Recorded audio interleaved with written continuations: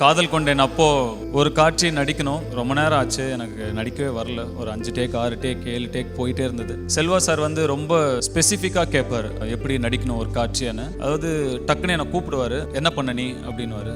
Sir நீங்கள் சொன்னது தான் பண்ணேன் அப்படின்னு. நான் 4 வாட்டி தான் கண்ணு சிமிட்ட சொன்னேன், நீ 6 வாட்டி கண்ணை சிமிட்டிருக்க அப்படின்னுவாரு. 2 வாட்டி எக்ஸ்ட்ரா கண்ணு சிமிட்டினதை கணக்கு சொல்லிலாம் கேட்பாரு. அவ்வளோ தூரம் அவ்வளோ அக்யூரேட்டாக அவர் சொல்கிறத நடிச்சு காட்டணும். ஒரு நாள் ரொம்ப பாவம், நிறைய டென்ஷனில் இருந்தார். அப்போ எங்களுக்கு நிறைய பட்ஜெட் பிரச்சனை. டப்புன்னு கோவத்தில் லைட்டாக டப்புன்னு கணத்தில் தட்டிட்டார், போடா அப்படி அப்படின்ட்டார். கடகடன்னு ஓடி போயிட்டு அந்த பக்கம். அதுக்கப்புறம் ஒரு சும்மாவே வராது. அப்புறம் நம்மளை கூப்பிட்டு ஒரு அடி அடிச்சிட்டாரா, அதுக்கப்புறம் சுத்தமாக வராது. இன்னும் கொஞ்சம் லேட் ஆச்சு. அப்புறம் ஃபைனலாக ஏதோ பண்ணி முடிச்சிட்டோம். இன்றைக்கி அதே கையில் மெடல் வாங்கும்போது எனக்கு ரொம்ப சந்தோஷமாக இருக்குது. எத்தனையோ அவார்டு வாங்கினாலும், எந்தெந்த ஊர்கோப்பை அவார்டு வாங்கியிருந்தாலும், எனக்கு இப்போது இந்த மொமெண்ட்டில் ஒரு மாதிரி சிலிர்ப்பாக இருந்தது.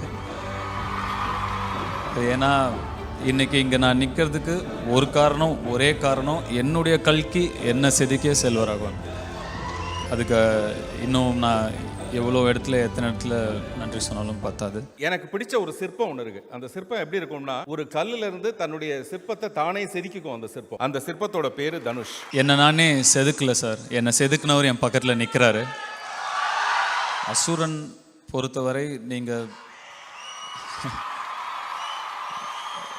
ஒரு ஆக்டருக்கும் இந்த மாதிரி ஒரு கேரக்டர் அவரோட கெரியரில் கிடைக்கிறதுக்கு ரொம்ப பாக்கியம் பண்ணியிருக்கணும், கொடுத்து வச்சிருக்கணும். அந்த வகையில் நான் ரொம்ப பாக்கியசாலி. இந்த படமும் இந்த கதாபாத்திரமும் என்னை தேடி வந்ததுக்கு. வெற்றிமாறன் இந்த கதையை சொல்கிறதுக்கு முன்னாடி தலைப்பை சொன்ன உடனே தலைப்புக்காகவே நான் இந்த படத்தை பண்ணுறேன் அப்படின்னே சொல்லிட்டேன். அசுரன் அப்படின்னதும் அசுரன் நான் பண்ணுறேன்.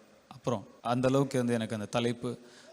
அசுரனுங்கிறது தவறாக புரிந்து கொள்ளப்பட்ட ஒரு சொல். அசுரன்னு அரக்கனோ ராட்சசனோ இல்லை. அசுரன் என்பது ஒரு குலம், அசுர குலம். அதை தவறாக புரிஞ்சிட்ருக்கோம். இனி அதை கொஞ்சம் சரியாக புரிஞ்சுக்குவோம். அது ஒரு குலம். ஸோ அந்த சொல்லை கேட்ட உடனே எனக்கு இருந்த ஒரு வைப்ரேஷன், நான் நிச்சயமாக இந்த படம் பண்ணணும் அப்படின்னு தான். அந்த சொல்லை தாங்கிறதுக்கான ஒரு எனர்ஜி வேணும், ஒரு சக்தி வேணும். ஒரு பல ஆயிரக்கணக்கான அப்ரெஷனை தாங்கின ஒரு சொல் அந்த சொல்லை தாங்கிறதுக்கு ஒரு எனர்ஜி வேணும். அது நானும் வெற்றியும் எவ்வளவோ ஹெல்த் வைஸ் சரி, எமோஷ்னலி சரி, we went through a lot. அது எல்லாமே எனக்கு இப்போது நினைவுக்கு வருது. அது எல்லாத்தையும் தாண்டி எனக்கு எப்பயுமே என்னுடைய தோளுக்கு தோளாக எப்போ சோர்வடைஞ்சாலும் எனக்காக குரல் கொடுத்து நான் இருக்கேன்னு சொல்கிற என்னுடைய ரசிகர்கள், அவங்களுடைய சப்போர்ட்டோடையும் அவங்களுடைய என்கரேஜ்மெண்ட்டோடையும் இதை பண்ண முடிஞ்சுது. இதுக்குள்ளே என்னோட டீமுக்குள்ளேயே நான் தேங்க்ஸ் சொல்லிக்க விரும்பலை. வெற்றிக்கு thanks, Manju Warrier thanks, கென்னுக்கு thanks எல்லாம் சொல்லிக்க விரும்பலை. நாங்கள் எல்லாம் ஒன்றா சேர்ந்து ஒரு படம் பண்ணோம். இது எங்களுக்குள்ளே யார் எந்த விருது வாங்கலாலும் எல்லாரையுமே போய் சேரும். அதனால் எங்களுக்குள்ளே நான் எந்த தேங்க்ஸும் சொல்லிக்க விரும்பலை. உங்களுக்கெல்லாம் நன்றி. நான் அந்த படத்தை பற்றி நிறையா பேசலை, அதனால் இப்போ சொல்கிறேன் நன்றி.